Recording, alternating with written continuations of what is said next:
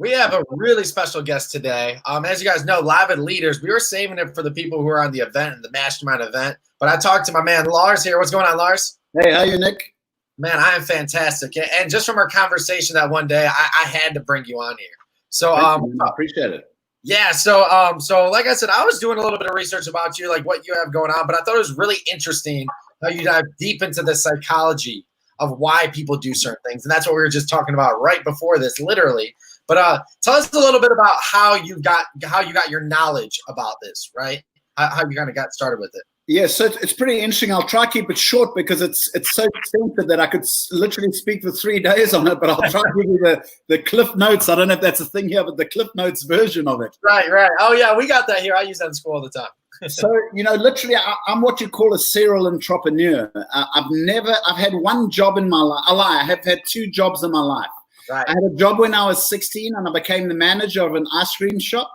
And I ran his chain of ice cream stores by the age of 18. But I started off scooping ice cream at the age of 16. And then the second job I had was with my dad, and he fired me. And when he fired me, he told me, he says, I'm doing the best thing that I can ever do for you. I'm firing you because you're not built to be in a job. You're built to own and run a business. Right. So with that being said, I'm now on my, I believe, 23rd business. So I'm what you call a serial entrepreneur. And I want you to know that doesn't come from the learning I have, doesn't come from book smarts. It comes from street smarts because, I'm a high school dropout and I never got a university degree. In fact, I was expelled from university for whatever reason. Yeah. And it was the best thing that could have ever happened to me. And I've since learned, and the reason I'm sharing that with you is I've since learned that, don't look at hardships as bad things. In fact, and I've been telling people this with the COVID, is that look at COVID as an opportunity, not as a bad thing. Because it's, one of our favorite sayings or quotes is, as friction sharpens a pencil, so adversity sharpens the man. So, a lot of us, we pray for blessings to happen, and then we get cursed, and we cursing God. Why am I getting cursed? Well, he's saying, I'm blessing you, because it's in the curse where we find our strength. It's in, when we down is where we really find our strength and who we really are. Right. So I went into business. So to cut a long story short, I went into business, and I've owned 23 now, but I've owned business after business after business. Right. And not all of them have been successful. In fact, I tell people, 11 of those 23 were outright failures. But I've learned more in those 11 businesses where I failed than in the ones that succeeded. Because if you look at the human being, right. And this starts going to the psychology now. Yeah. If you look at the human being, we learn by making mistakes. Right. Think about the first time you try to eat food. You might not remember, but the first time you try to eat food, there was more food all over your face and on the floor than there was in your mouth. Right. But that's how we learn. We learn in what we call spaced repetition. We take something, we make a mistake, and it's an iterative process where we've got to learn it again and then again and again. So the best way to describe that is a guy called Alvin Toffler. He's got a quote that says, learners will inherit the earth, while the learned, and when he says learned, he means people with a lot of knowledge, with degrees and stuff. He says the learned will find themselves beautifully equipped to deal with a world that no longer exists.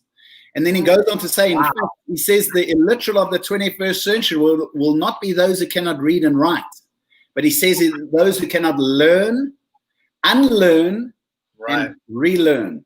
So we've got to know that COVID is a process we're going through now that is helping us unlearn what we knew before, because it's a new world.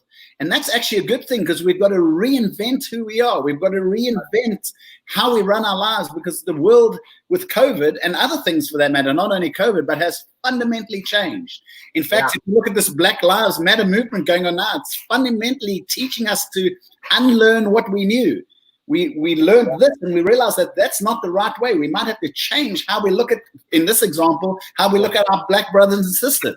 Right. Because it hasn't been right. We've been conditioned in a system that's taught us that they're a second-class citizen when they're not.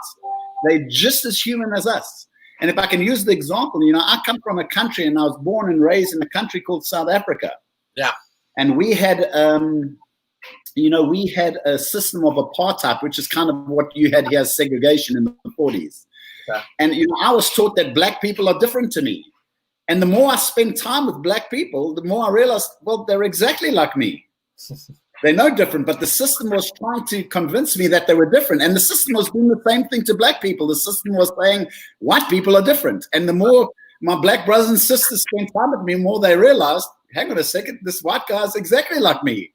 We may look different, but inside and our motives and the things that drive us at the core of the human being are identical. You know, I've trained and spoken around the world, and every country I go to might have an absolutely different culture. But at the core, they all want the same things. Right. And the challenge, though, is that what causes fear is the unknown. When somebody's different to me, I tend to fear them. And that's where prejudice comes from. It's not the fear of the person itself. It's the fear of the unknown. It's the fear of their differences. But we need to celebrate those differences. That's what makes us the human race. And I'm not trying to get on a soapbox with what's going on, but that's reality what's going on today. Well, I think it's interesting too, because for those of you that don't know, you're a profiler. Like you got trained to be a profiler, right? Yes, so psychological profiler. Yeah, you're psychological. Like you have an extensive knowledge of that subject, right? So this is coming off of what you're reading on Facebook, guys, right? It's not coming off of like what you see on the media. This is coming from an extensive background, extensive knowledge of the psychology and how that works. Correct. And on top of that, too, if you put wings in front of me, I don't know if I learned that food trick yet. I still get sauce all over me. But so I kind of want to dive into that a little bit. So, like, what for you? When you first went into what was that? What would you call that? To be a profiler?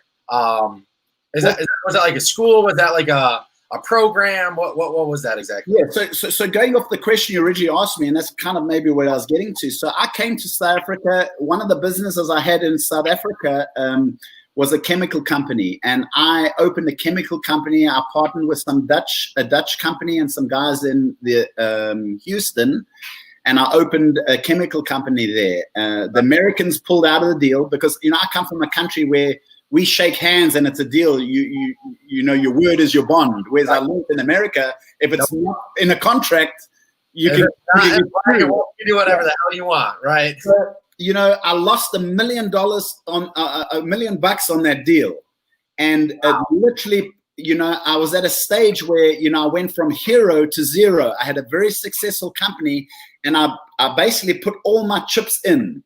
And into this company, and I lost everything. And it literally, there were days where I couldn't put food on the table. And when it was happening to me, I realized, you know, hang on, why is this happening to me? But in hindsight, I look back on it, it's the best thing that could have happened to me, because the reason I'm telling you this is because that's where I started looking at human development and why is this happening to me? Intrinsically, why? Not what, because we're quick to say, why is this happening to me? That's the what, but not the reason behind it.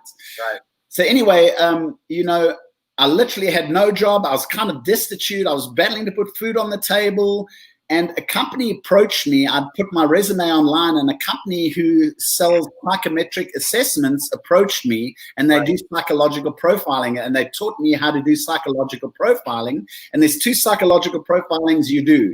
You can do it for deviant behavior, which is what the police do when they look for a serial killer, for an example. And then you can do it for business. So my expertise is more not on the deviant side, but on the business side, using that same psychology in helping businesses and helping individuals and businesses learn and grow. Right. So I went with that company. I bought a franchise. I moved back to South Africa, sold that franchise, finally won a green card. I was trying to get into, you know, coming to the States, and I won a green card, and we moved over with my family, and I haven't looked back since. I love America. You know, I tell Americans, you know, you're American by birth. I'm American by choice. And the big difference is this, that most Americans take being American for granted. Yeah. Because it was a gift. Whereas I don't take American for being, you know, being an American for granted, because I had to choose to be an American. A big difference. Yeah, it's not like you had to fight for your green card. Yeah. And then I got into you know, I met a mentor where I got into a personal development, and I haven't looked back since, you know. Right. So that's kind of how I got into it. Sorry, I got something in my throat there.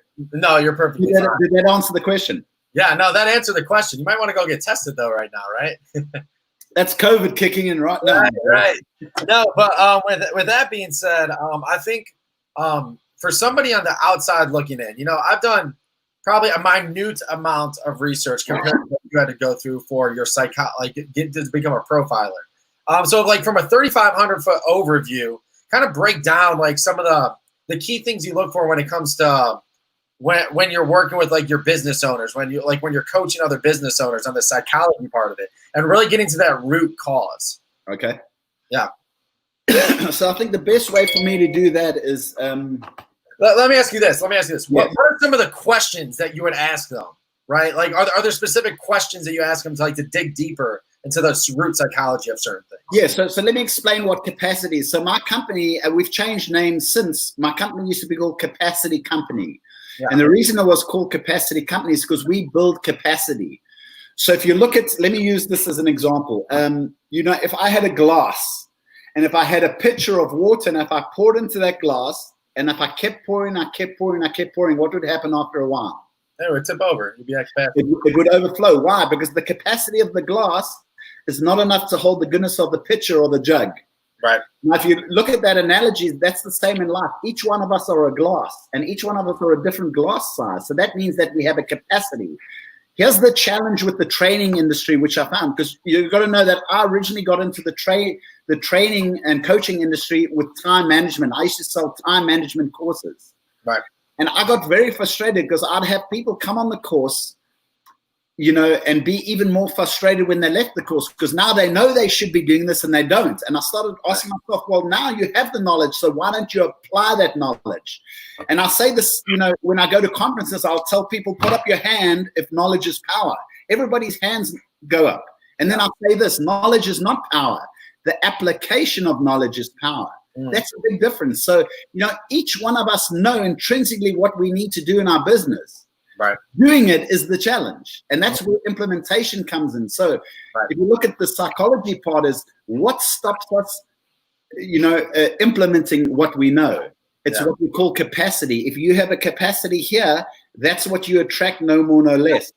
If you have a capacity here, that's what you will attract, no more, no less. So if you look at, for example, The Secret, you may have remembered the movie. I love the movie, but I don't agree with some of what they say. But at the core of what they say is that you only attract, in fact, there's a saying that says men do not attract, when I say men, I mean mankind, men and women, but men do not attract that which they want, but that which they are. So let me say that again. Men do not attract that which they want, but that which they are. So that's at the core of what we do. So if you want this, you have to grow to that level of capacity because you'll never get that unless you grow to that. So there's three things, and I'm going a long way about because what we do is I'm loving it, man. Yeah, keep going. It's very simple, but I got to give you little pieces to put the puzzle together. But there's three things you need to grow capacity. Three things only. One, the first one is why you do what you do. Okay? At the core, your intrinsic why. Most people say this is why I do it, but that why is still a what. Right. So I'm talking about at the core. And here's a little tip I can give you. The core reason why anybody does what they do. I'll use you as an example, Nick. Why you do what you do is exactly why I do what I do. Now, what you do, in other words, how you get that may be different. So the vehicle to getting it might be different. You might collect Ferraris, I might collect stamps, but our motive is identical. because people don't know that, they take the guy collecting stamps will judge the guy collecting Ferraris. Say, oh, look at him. He just wants, to show off. Right. But our motives are the same. So at the core, the human being is intrinsically the same. Yeah. So the first one is why. The second one is why not? What's stopping you doing the things you should and could be doing? Right. So we look at some of those things, and that's where capacity, or what we call self-image, comes in. And self-image is literally this. Self-image is how I see myself and how I feel about myself. And how I see and feel about myself is exactly how I will deal with others. And you may have heard of the saying, if you're a hammer, everything's a nail. You understand? No, I've heard that one. So in other words, I'll give you an example. If I'm a negative person, I'll wake up in the day, I'll go outside. It could be a beautiful day, and what will I say? It's going to rain later this afternoon. Right. In other words, who I am will be how I see everybody else. So if you want to change, if I want to change how I see you, I need to change how I see myself. If we want to change in the world how we see the world, we need to intrinsically change who we are. So let's use the example now, and I'm going to get to the third one, but let's use the example very quickly of this, what's happening today with all this rioting and stuff going on. If we want to change racism today and how we see each other, and it works both ways. Racism works both ways. I can tell you, it's black people that don't like white people. It's the same thing. I think racism cuts both ways. But if we want to intrinsically change how we see each other, that needs to start firstly within ourselves and within our homes. I can only change racism in my own home, teach my children to have compassion for others that aren't like them. And it's not only with skin color. It's with nationality, creed, sex is another one. I mean, if you look at it, I'm a foreigner, and I can tell you something. I'm a minority in this country because I'm a foreigner. And people in this country, some people look down on foreigners. I won't get the same opportunity as an American will because I'm a foreigner. Thank God I'm a white foreigner, because if I was a black foreigner, it would even be worse for me. Does it make sense? Yeah.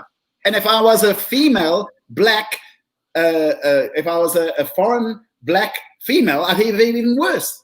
Yeah.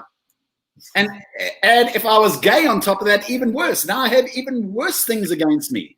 And that's because we judge people based on norms that we've created in society. And some of those norms are being broken down now, and we're seeing some of that change. So, but that all stems back to, cut a long story short, that all stems back to self-image and how I see myself. So that's the second thing. The last thing we need to understand to grow capacity is what we want. 3% of the American population has a written down goal and plan. 3%. That means that 97% of people are what we call, and I don't know if it's a saying here in America, but we're winging it. Oh yeah, that's a saying here in America. Okay. Oh yeah. And this is what I tell people. I'll ask a client, "What are you doing today?" I have no idea, but man, I'm going to be busy doing it. Yeah. And that's busy. Yeah, that's what I call busy being busy. I call it the rocking chair syndrome. Yeah. You know, you're in a rocking chair, a lot of movement, but you're just not going anywhere. And that's most of our lives. We've got a lot of things we do, but we're not getting anywhere. And this is what I tell people. And for those of you that are listening online, write this down if you have a pen. Right. Don't mistake activity for achievement. Don't mistake activity for achievement. So just because you've got activity going, it doesn't mean you're achieving anything. And that's why. So you ask me a question when I go into a company, what I do. I go to a company and I get them to do less, because less is more. Don't do more. Don't do more courses. Don't add on more things. Decide what you need to get rid of. And Richard Branson, if you know who he is, Richard Branson, I think, said it the best. He says that the secret to success is learning. The secret to success in business is learning what not to do. And that's what we go and we teach people what not to do. Here's the challenge, though. Right. The reason we add in things is because of how our brain works. And our brain actually is, our subconscious brain is designed to protect us from pain. But the problem is it protects us from short-term pain only to get us into a long-term problem in the long term. Right. And that's the challenge. We self-sabotage. So the last thing, as I said, is what we want. So at the core of what we do is we help people decide, and go through their business and say there's 8 areas of business. Let's look exactly what it is that we need to be doing. And most people don't do that. Why? Because only 3% of people have a plan. The rest of us are winging it. And I love that quote. I shared it yesterday with somebody. It's by Mike Tyson. He says, everybody's got a plan until they get punched in the face. And that's I was just talking about that exact quote with somebody the other day. And that's everybody's got a plan until you get punched square in the jaw. And so what are some of those punches? COVID's a punch. Yeah. The riots are a punch. Yeah. So we all had a plan until COVID happened. And what happened to these great plans we had? Out the fucking door, dude. Excuse my language. Right. Yeah. So funny story too. Just on that whole concept of winging it. There's also, it's called let it fly. Like you're just gonna let it fly, right? Yeah. That speaking of it, during a time in my life when I was letting it fly, I actually got that tattooed somewhere on my body too. And that was a whole nother story. Yeah, I got some. Yeah. But that it's funny just thinking about that. It's like, man, at that moment, that's what I was doing. I was letting it fly. It was just kind of you go with the flow, and you don't realize where you end up until you're actually there and you take a look around and look in the mirror like, how the hell did I get here? There's really no explanation because you didn't have a direction, you didn't have a goal. And so let me echo on something you're saying. Let me add on to that. Yeah. And say with this saying, wherever you go, there you are. Yeah. That's the problem. Wherever you go, there you are. So if you're not happy in this relationship, know that when you move to the next chick, if you haven't sorted yourself out, you're going to say, this chick's exactly like my last chick. Yeah. My last business, this job is just as bad as my last job. Right, well, there you are. And on top of that, too, I can confidently say the one time when I came back from an event, and I made a promise to myself when I was down there at this event, it was actually one of the Key West events like we were talking about before, the NAEA one. I bring it up all the time because that was the time I took what they were saying and I listened. It was just different. Something clicked. Something hit differently. And I was able to, what's it called? I was able to come back and implement things. I stopped trying to recreate the wheel. I stopped trying to do everything from scratch. So what I was able to do was come back and actually implement, take action. And that's how we started this business. And we made that leap of faith to get to that next step. So what do you think it is that stops most people from making that step, from taking what they learn? Like everybody likes to learn, but nobody likes to implement. Why is that? Why most people aren't the implementers, aren't taking that next step? So the quick answer to that is belief in self. The quick answer to that is self-image. Right. But the deeper answer to that is it's how your brain mechanically works. If your brain doesn't see it, your brain will go into a process of getting you to be busy being busy because it doesn't want you to fail. If it sees you're going to fail in any way, it gets you to be busy so that it says to you, well, at least I'm not goofing off. I'm actually trying something. But I can tell you, success is the very thing that gets people, getting success is the very thing that gets people to not be successful because they fear. Your brain says this, well, if I get, let's call this success. If I get this and it's success, now I've got it. What happens if I lose it? So you know something? Your brain says, well, don't get it in the first place because then you have no risk of losing it. So that's why your brain gets you to be average and just tick along and just become what I call vanilla. You become vanilla. I'm just going along. And it's what I call it. There's a classic quote that says, most men die at the age of 30, but are only buried at the age of 80. I've got an ice cream truck in the background. Can you hear it? I can't hear it. I know you're trying to be serious. I wonder, yeah, we can hear that too. So I'm at home at the moment. I've got this ice cream truck that comes around every day, dude. He's like a crack dealer. I run out there and I grab my ice cream. What do you grab? What's your I don't know what you call it here, but it's on a stick. I think you call it pop-ups or something. And popsicle. Yeah, popsicle. That's it. Yeah. I like a strawberry or orange popsicle. Plain old school. Old school. The orange school popsicle. Yeah. I love it. Well, Lars, I really appreciate you coming on today. I think you gave a lot of insight. I know there's a couple quotes that I'm definitely going to be taking away from this. But you gave a lot of insight. But let me ask you this. If people want to learn more about what you do, how you can help them out, where should they go? Here's the challenge I have, and I always tell people this, I'm trying to, COVID has forced my business to go online.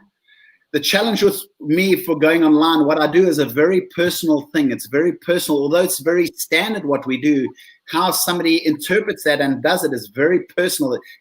What we do is not cookie cutter, so I can't create something and resell it.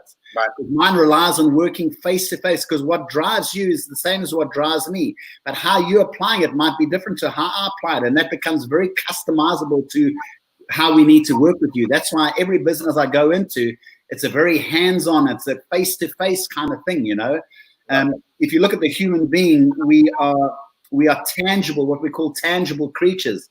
We need to touch, feel, and see things. And you know this, Nick, I've reached out to you to help transition me into going online more. COVID forced that because everything of my business, almost 100% has been killed because everything I did was live seminars. That's dead now for me, so I've got to go online.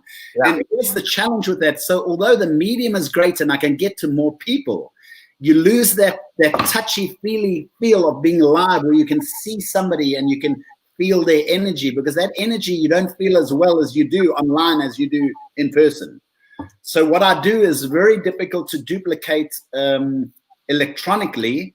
It has to be something where I'm dealing face to face. So to answer your question, it's really where I've got to get with you online here, and certain things we can do online and in groups. But most of the thing has to be like this, where I'm dealing one-on-one with you, and that can be done online. Right. So yeah, it's a very personal, customized process that we take people through, which is not easy to duplicate. Right. Well, and like you were saying, the online and making the switch, making the adaptation. We had a plan. My partner over here, my business partner, we had a plan where we were actually going to do 3 events in 3 days in New York City, or 4 events in 4 days, 3 events in 3 days. One of the two, but we're going to go back to back events in New York City. Then we were going to go Florida, Dallas, Houston. We were just going to make a huge trip, and we had like 10 events just back to back scheduled, right? Overnight, they all got canceled. Yeah. So we had an option for 20 minutes. It was literally about 20 minutes, a half hour. I pouted. I'm not gonna lie. I was pissed, right? That's a natural human reaction. Yeah, I was pissed. And I'm thinking, like, why me? And that's the worst thing you think about in that moment. But that's what I was thinking. Like, of course, the one time I try and schedule this all out. But what we did overnight was we decided we're going to take it virtual. And we hosted a virtual event. And I will say this. We were quick to the curve, right? Where now I'm seeing a bunch of real estate and just virtual events happening all the time. We were pretty quick to adapt. So we were able to get a large audience. There's actually this Live with Leaders. If you guys want to see that replay, go to replay.livewithleaders.com. But we had 16 top speakers from across the nation. They were the people that most of them I was going to go do the events with. But every single one of them was so on board because we were looking to expand while everyone else was contracting. Yeah. Right? Most people, when they hear that they contract, and they're like, well, the way I do things is taken away from me. Now I can't do anything. Right? Instead of finding that next way, instead of finding that next thing for you to do, it was just like throw your hands up in the air. It's like, well, COVID, nothing I can do. So that definitely resonated with me, and the fact that we were able to just overnight make that switch, adapt, and completely change how we're doing business now. Yeah. Well, so let me give you a quote which will echo what you're doing, and I congratulate you for doing that. And that's why, I mean, I've reached out to you because I watched that live with Leaders. I'm like, gee, these guys are doing something, you know. Right. Here's the natural reaction of the human being when something happens to us. But our natural reaction is say, why is this happening to me? Instead of saying, what is life requiring me to learn? If you look at COVID, don't ask, why is this happening? Rather ask, what is life requiring me to see? What is life requiring me to learn? And I can tell you, when the pupil is ready, the teacher will appear. And know that COVID is a huge teacher for all of us. And if the pupil is not ready, COVID will destroy you. If the pupil is ready, COVID will make you. Let me tell you, I've got a slide that I put on when I give a talk. There's one slide I open my talk with, kind of like an icebreaker. It's got Apple, big pharmaceutical companies. I think it's IBM. I'm trying to remember off the top of my head. LexisNexis, all these huge brands. And I ask people this: what do these brands have what do these companies have in common? And then there's no wrong answer, but they'll give me, they all publicly traded, they international, they branded, they recognizable, they're household names. And then I say, those are all correct. But the one thing they all have in common, each one of those companies was started in a depression or a recession. Yep. In other words, they were started in hard times. Yeah. Now, think about how many companies in those hard times that aren't brands that we know about. Why? Because they decided, what is life requiring me to learn in this depression? And they came out, and that's why they're household names today. So what you've done is you didn't sit there saying, why is this happening to me? And then go into a little corner and go and cry. Right. You said, what is life requiring me to learn? How can I adapt? And you adapted, and that's why you're successful today. No, and that's exactly what it was. I did take, like I said, that 20 minutes. It was, and like you said, it is the initial reaction. It is almost every time, but you could continue to train yourself to not think that way, to think differently, think about what you learn. And it really is really amazing. We'll know that a reaction, it's human, it's normal. Right. But you've got to take the react out and put the word action, because you can have the reaction and then you say, okay, now what do I need to do? Right. Because okay, and that's what I tell people. People come into my office, you know, because I do a lot of counseling. I do personal counseling, marriage other types of counseling. You know, people typically come to me when things are bad. And I tell them, I say, okay, you've got an hour to do this. You've got an hour to feel sorry about yourself. But once you've done that, move on, make a decision to move on. But the problem with people is they spend years feeling sorry for themselves. That's why I say most men die at the age of 30 and only buried at the age of 80. And why is that? Because most of us get into what we call a rut. And you know what I call a rut? A rut is just a grave with the ends kicked out. It's where we go to die. And that's most people. Most people get in a rut and they existing, they're not living. Most men don't, you know, everybody dies. And I tell people this, everybody dies, but not everybody lives. Right. You're one of the people that live, because otherwise you're just a living dead person, you know. And that's most people, unfortunately. They clock in the same job over, and I'm not knocking jobs, but I clock in my job. I'm living for the weekend. I hate my job. I hate my life. I hate, you know, everything around me, and I'm just existing, waiting to die. Most men die at the age of 30 and only buried at the age of 80. That's the challenge. I love it, Lars. We got a lot of great quotes out of this one. I appreciate you coming on. Like I said, guys, go to replay.livewithleaders.com. Get some free real estate training there. Lars, I appreciate you coming on. I got a lot of great nuggets out of this one. Thanks, buddy. Yeah, if you want to, you can absolutely share people. You know, the best way to get me, you asked the question, best way to get me is my Instagram. My Facebook, and you're welcome to share my number too. They can reach out directly to me. I can give it to you online here if you want. 972-672-8069. So give me a call. Also, just going forward, so you know, I'm trying to do something with Nick, and he's going to try to help me with my social media and stuff like that, so that I can be even more visible, because I've got a great message and I need to get it out there more so with using the modern platforms than face-to-face that I've been doing before. So I appreciate you having me on here, Nick. I really appreciate it, and I've really enjoyed it today. Yeah, man, it was a great time. We'll go ahead and drop some of those call to actions in the comments below. And yeah, man, we're going to get your message out there. Cool. Thanks, buddy. Yeah, we'll see ya. Okay. Cheers.